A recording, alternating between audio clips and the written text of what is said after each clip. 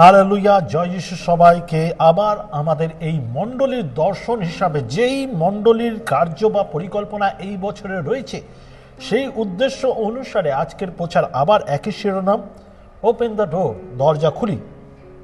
তো আজকে দরজা খোলার যে আমরা পর্বটাকে পরিচর্যা করছি বা যে বাক্যের ধারাটাকে নিয়ে যাচ্ছি, তার মধ্যে ভাঙা মানুষের জন্য দরজা খুলে দাও। আজকের শিরোনাম হচ্ছে ভাঙা মানুষের জন্য দরজা খুলে দাও। আমরা এমন এক জগতে বাস করছি যেখানে মানুষ নিজের কষ্ট লুকিয়ে রাখার বা নিজেকে হাইড করার চেষ্টা করে, প্রতিনিয়ত নিজেকে প্রমাণ করাবার চেষ্টা করে যে আমি খুশি আছি, আনন্দে আছি, কিন্তু নিজের কষ্টটাকে খুব বেশি লুকিয়ে রাখার চেষ্টা করে। তারা লুকিয়ে রাখে কি? ভাঙা সম্পর্ক, নেশার সমস্যা, অপরাধ বোধ বা লজ্জা, মনের গভীর ক্ষত। বাইরে হাসি মুখে থাকে বটে, কিন্তু ভেতরে কষ্ট থাকে। কিন্তু যিশু কখনো ভাঙা মানুষদের এড়িয়ে যাননি, তিনি ছেড়ে দেননি, তিনি দূরে ঠেলে দেননি। তিনি কিন্তু প্রত্যেকটা ভাঙা মানুষ বা কষ্টের মানুষ, যারা মানসিকভাবে ভেঙে, তাদের পাশে দাঁড়িয়ে আছে। তিনি সবসময় তাদেরকে কাছে এগিয়ে গেছেন। আজ ঈশ্বর আমাদের ডাকছেন শুধু চার্চের দরজা নয়, যেন আমরা হৃদয়ের দরজাকে খুলে দিতে পারি ভাঙা মানুষদের জন্য, অবহেলিত মানুষের জন্য, বা যারা নিজেকে একাকী মনে করে। আজ আমি আপনাদের কাছে একটা ডেমো দেখাতে চাই। ধরুন একটা ব্যাগের মধ্যে অনেকগুলো পাথর রয়েছে, আর যেটা প্রচণ্ড ভারী, আর তার মধ্যে একটা যদি পাথর তুলি, আমি একটু আমার যারা হেল্পার আছে তাদেরকে বলবো একটু একটা ইট তুলে দিতে।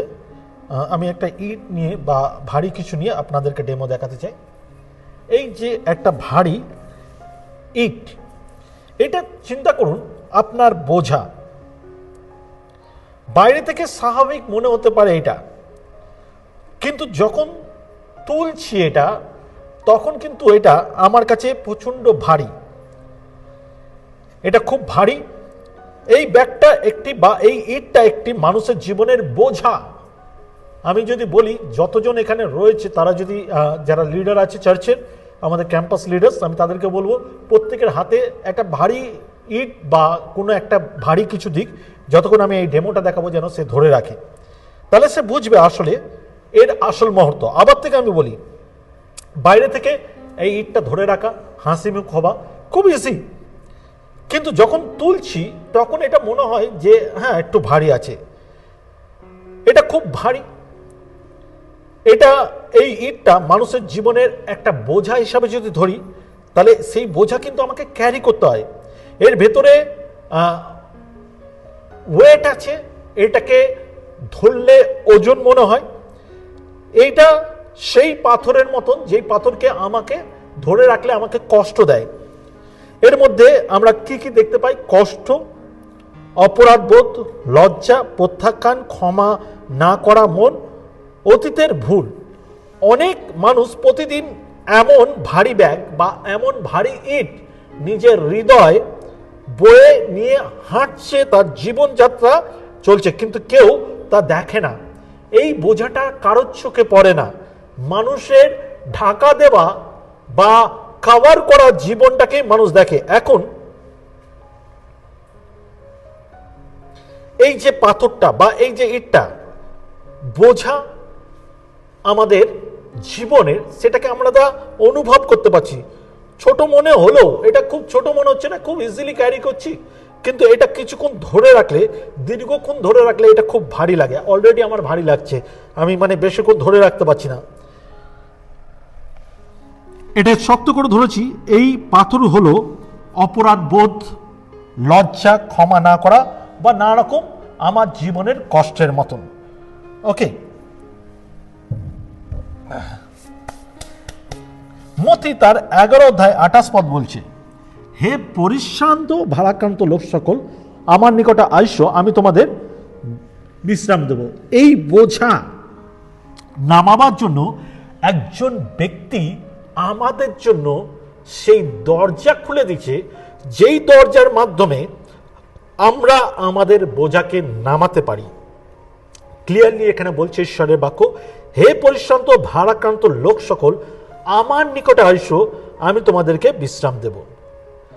মণ্ডলী, এখন দেখুন, ধীরে ধীরে পাথরটা নামিয়ে রাখুন, যেটা আমি নামিয়ে রাখলাম। তারপর ব্যাগটা বা এই বোঝাটা নামাবার পর ক্ষমা অতীত বদলায় না, ক্ষমা অতীত বদলায় না, কিন্তু বোঝা হালকা করে। যখন আমি ক্ষমা করি তখন কিন্তু আমার অতীতে যে সমস্ত ভুল সেগুলো বদলায় তো না, কিন্তু বোঝাটাকে হালকা করে দেয়।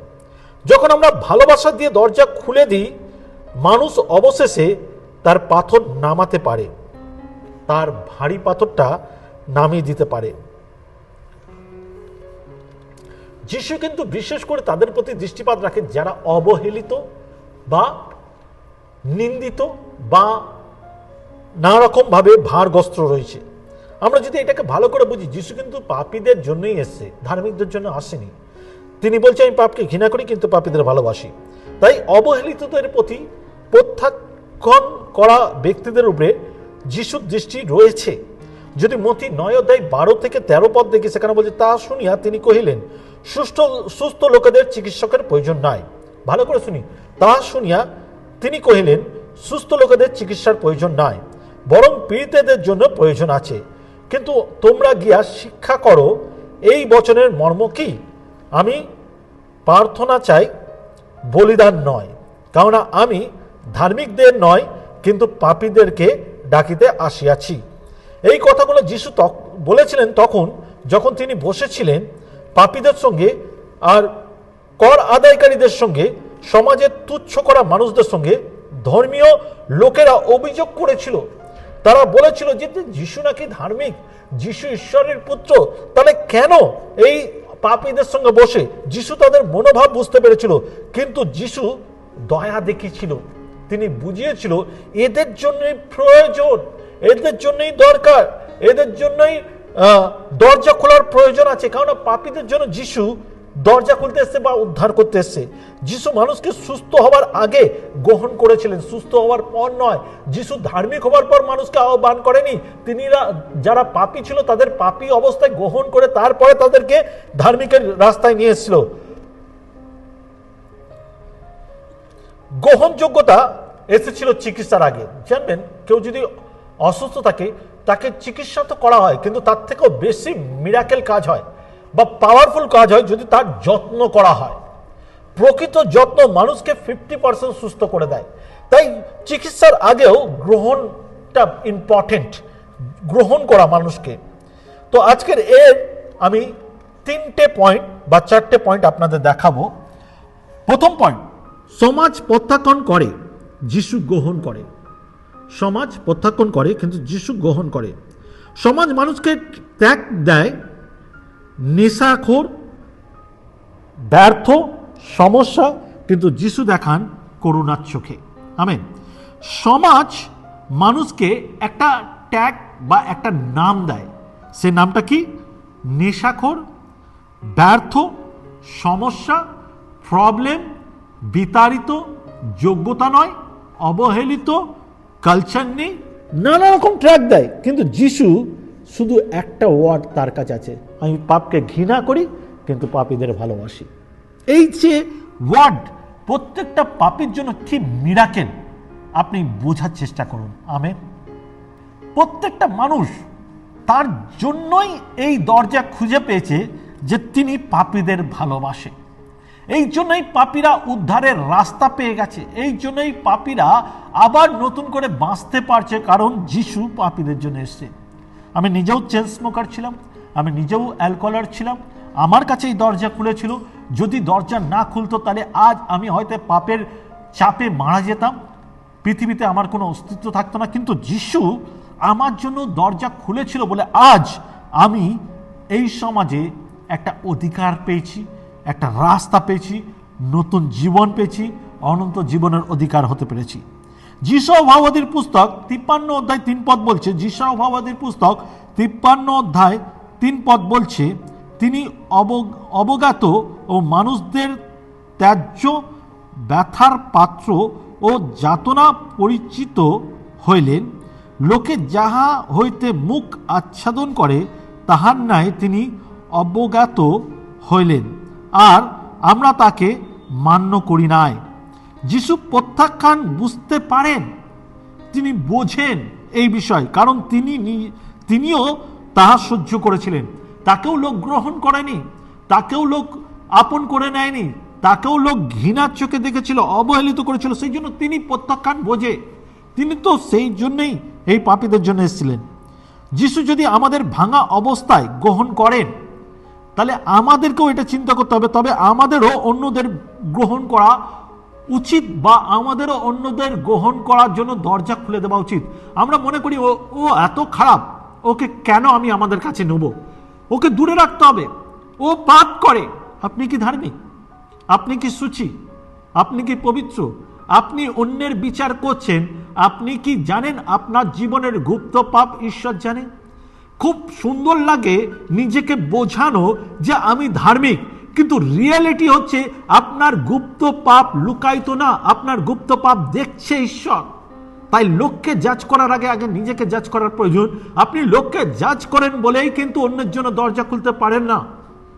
যদি জাজমেন্ট ছেড়ে ঈশ্বরের পরিকল্পনার দিকে তাকান, ঈশ্বরের পরিচর্যার দিকে তাকান, আপনার জন্যও কিন্তু খুব সহজ হয়ে যাবে ঈশ্বরের জন্য পবিত্র দরজা খুলে দেবে এবং তার চরিত্র আপনার জীবনে প্রবেশ করবে। যার জন্য এই কথাটা খুব গুরুত্বপূর্ণ।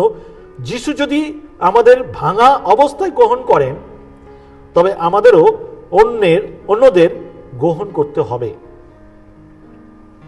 ওকে, 2 নম্বর পয়েন্ট, চার্চকে যিশুর মতো হতে হবে। চার্চকে, মণ্ডলীকে যিশুর মতন হতে হবে।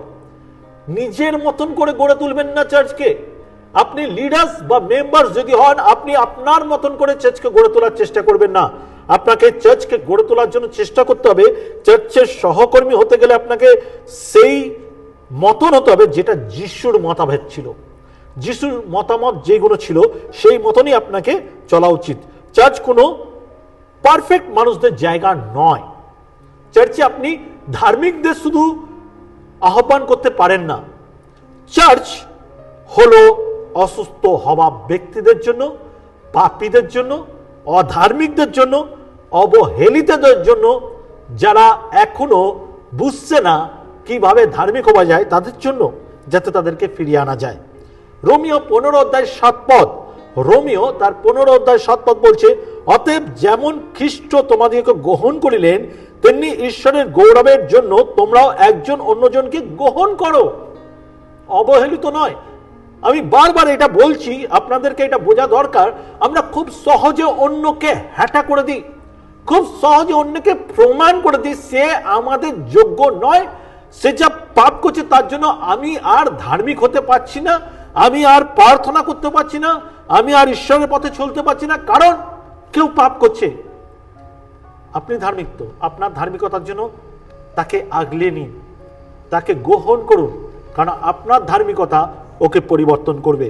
ওকে অবহেলিত করার জন্য ঈশ্বর আপনাকে বাছাই করেনি। যদি ভাঙা মানুষ চার্চে নিরাপদ না বোধ করে, তাহলে কোথাও সমস্যা আছে। যদি ভাঙা মানুষ চার্চে নিরাপদ বোধ না করে, তাহলে চার্চে কোনো প্রবলেম আছে। আপনি চার্চের পারফেক্ট ব্যক্তিকে দেখতে পাবেন না। আপনাকে এমন ব্যক্তিদের তৈরি করতে হবে, এমন ব্যক্তি হতে হবে, এমন ব্যক্তিত্ব আপনার জীবনে থাকা দরকার যেখানে অবহেলিতদের জন্য দরজা খোলা থাকা দরকার।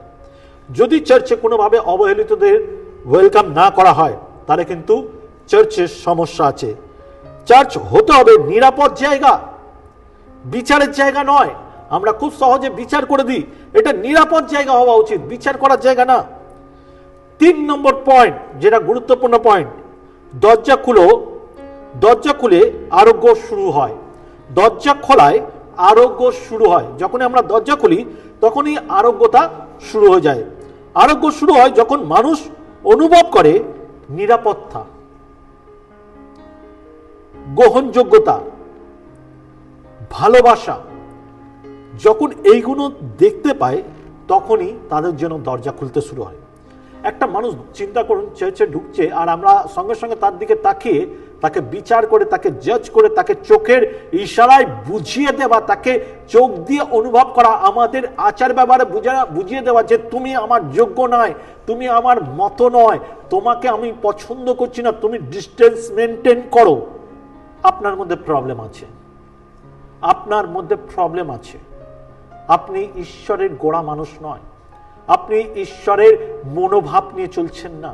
আপনার আচার ব্যবহার এরকম হওয়া উচিত, যতই তুমি খারাপ হও, আপনার চোখ, আপনার মুখ, আপনার আচার ব্যবহার তাকে যেন ওয়েলকাম করে, সে যেন নিজেকে নিরাপদ মনে করে, সে যেন অনুভব করতে পারে এখানে আমার জন্য নিরাপদ আছে, এখানে আমাকে লোক গ্রহণ করছে, যোগ্যতা দিচ্ছে, এখানে লোকেদের কাছে ভালোবাসা আছে যেটা যিশুর কাছে আছে। গীতসংহিতা 147 অধ্যায়, গীতসংহিতা 147 অধ্যায় তার 3 পদ বলছে, তিনি ভগ্ন চিত্ত দিয়েকে সুস্থ করেন, তিনি ভগ্ন চিত্ত দিয়েকে সুস্থ করেন, তাদের ক্ষত সকল বাঁধিয়া দেন। আমেন।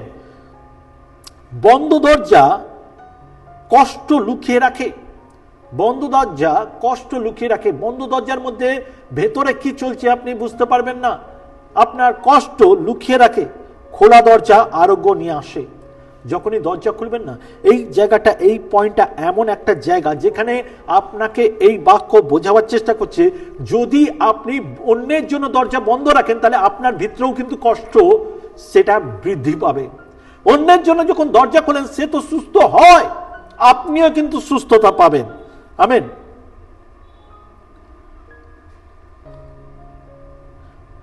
কে ভারী ব্যাগ নিয়ে হাঁটছে সেই দিকে আমাদের লক্ষ্য রাখা। চার্চ নিজের চারপাশে তাকান, ভালো করে চারিদিকে তাকান, যত মেম্বার্স আছে তারা চারিদিকে তাকান।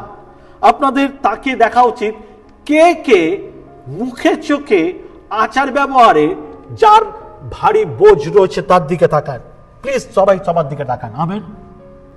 এইবার আপনি চোখ বন্ধ করুন এবং বোঝার চেষ্টা করুন যাদের ভাঙা পরিবার আছে তারা কিরকম, নীরবতা আর রাগে ভরা, নীরব রয়েছে কিন্তু তাদের ভেতরে একটা রাগ যেন রয়েছে। যারা ভাঙা পরিবার, নেশাগ্রস্ত মানুষ অদৃশ্য যুদ্ধ লড়ছে, একটা অচেনা অদৃশ্য যুদ্ধ লড়ছে নেশাগ্রস্ত মানুষরা।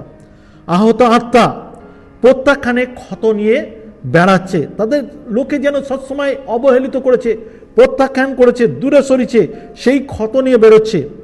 তাদের প্রথমে বিচার দরকার নেই, তারা চায় না তাদের কেউ বিচার করুক, তাদেরকে বলুক তুমি অন্যায় করছো, তুমি পাপ করছো। তারা জানে অলরেডি তারা পাপ করছে, তারা জানে অলরেডি তারা অন্যায় করছে, তারা জানে অলরেডি তারা ঘৃণার যোগ্য। এটা নতুন করে তাদেরকে বিচার করে দেখানোর প্রয়োজন নেই। তাদের দরকার বিশ্রামের জায়গা, তাদের প্রয়োজন বিশ্রামের জায়গা, তাদের দরকার পাথর নামাবার জায়গা, যে বোঝা, যে ভারী, যে কষ্ট সেই নামিয়ে দেবার জায়গা তাদের প্রয়োজন। তাদেরকে সেই জায়গা করে দিন। চার্চে সেই জায়গার প্রয়োজন আছে। আপনি সেই জায়গা হতে পারেন যেখানে আপনার কাছে সে নিজের সমস্ত বোঝা খুলে বলতে পারে, হালকা হতে পারে, কিন্তু আপনার জাজমেন্ট, আপনার তাকানো, আপনার অবহেলিত আচার ব্যবহার তার সেই জায়গাকে দেয় না, আর সে বোঝা আরো ভারী বোঝা নিয়ে সে বাড়ি ফিরে যায়।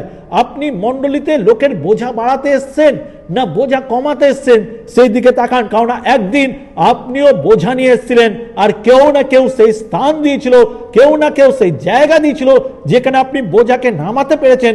আজ আপনি সেই বোঝা মুক্ত, কারণ আপনার জন্য কেউ সেই বোঝা নামাবার জায়গা দিয়েছিল।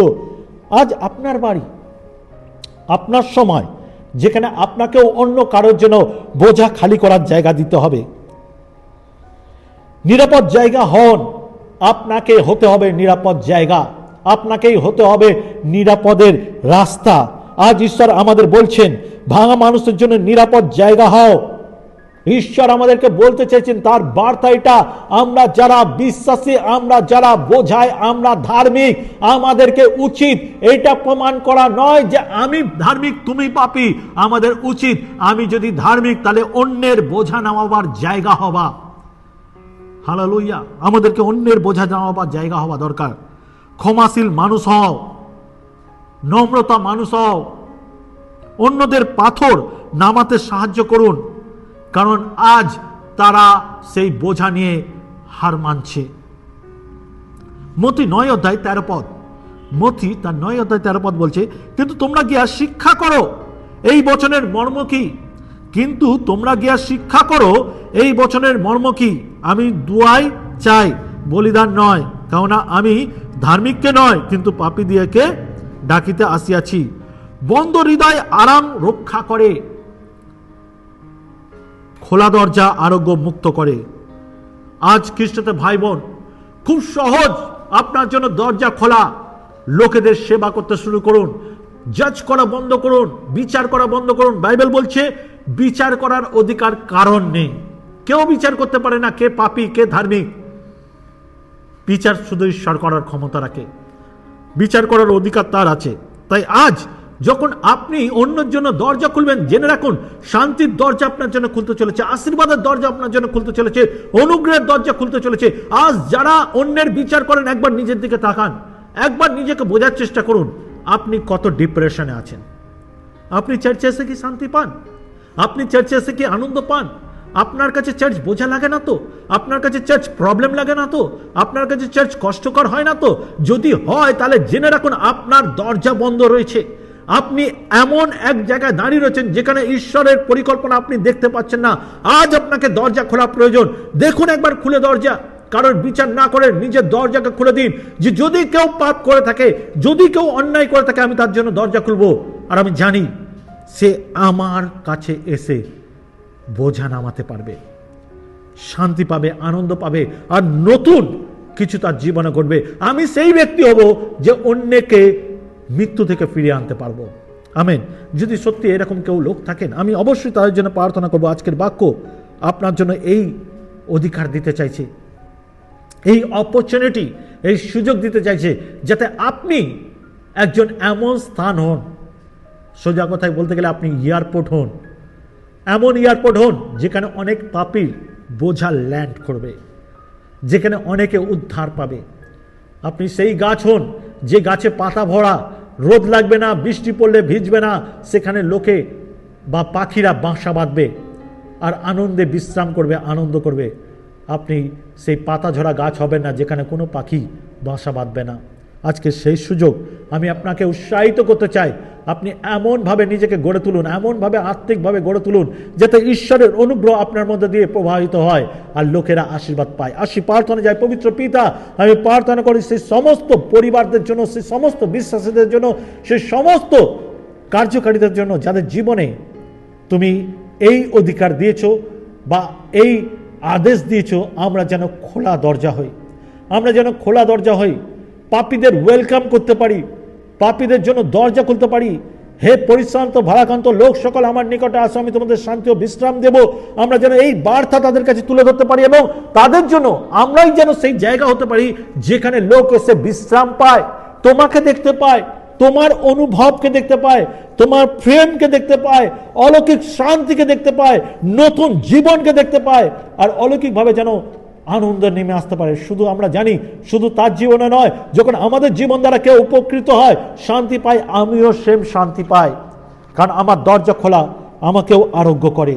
পবিত্র পিতা, ধন্যবাদ জানাই আজকে এই সুন্দর বাক্যের জন্য। আমি বিশ্বাস করি যাদের উত্তম ভূমি রয়েছে, যাদের হৃদয় পারফেক্ট রয়েছে, যারা ক্ষুধার্ত ব্যক্তি, যাদের জীবন তোমার কাছে স্যাক্রিফাইস, যারা সমর্পিত, তারা আজকের এই বাক্যকে গ্রহণ করলো, আশীর্বাদ যুক্ত হলো এবং ফলবন্ত হতে চলেছে। ধন্যবাদ তাদের পরিবারের জন্য।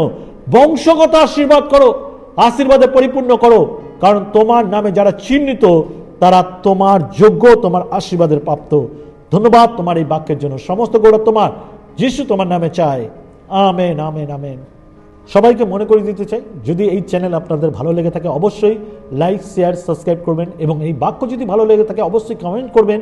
এবং সাথে আপনাকে মনে করে দিতে চাই, আপনারা যদি কেউ আমাদের সঙ্গে যুক্ত হতে চান, আমাদের সহকর্মী হতে চান, তাহলে অবশ্যই আপনার প্রিয়জন এবং ভাঙা হৃদয়ের মানুষদের কাছে, যারা অবহেলিত, যারা নিন্দিত, যারা তাড়িত, যারা দুঃখে রয়েছে, তাদের কাছে এই বাক্য শেয়ার করুন এবং তাদেরকেও ঈশ্বরের দরজা খোলার অধিকার দিন। আমেন। সাথে আবার মনে করে দিতে চাই যে যারা দেশ বিদেশ থেকে দেখছেন অথচ বাংলায় শোনেন, অবশ্যই আপনার জায়গার নাম লিখবেন, আপনার দেশের নাম লিখবেন, তাতে আমরা সেখানকার জন্য আপনার জন্য প্রে করব এবং আপনারা যদি কোনো প্রেয়ার রিকোয়েস্ট বা কোনো রকম কন্ট্যাক্ট করতে চান, আমাদের এতে কন্ট্যাক্ট নাম্বার ফ্ল্যাশ হচ্ছে দেখুন নিচে, সেটাই হচ্ছে হোয়াটসঅ্যাপ নাম্বার, টেলিগ্রাম নাম্বার এবং কলিং নাম্বার। অবশ্যই আপনারা যোগাযোগ করতে পারেন। ভালো থাকবেন, সুস্থ থাকবেন, সবাইকে জয় যিশু।